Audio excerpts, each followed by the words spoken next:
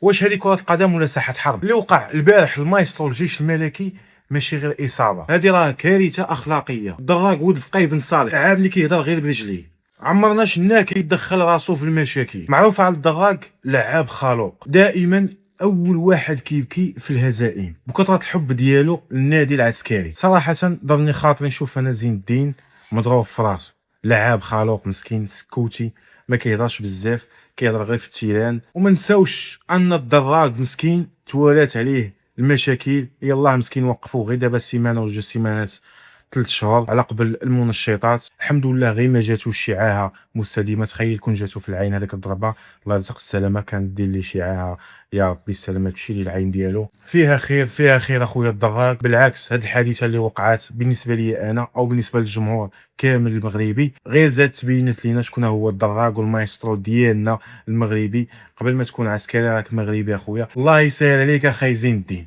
ما تنساش تكومونتي تابونا.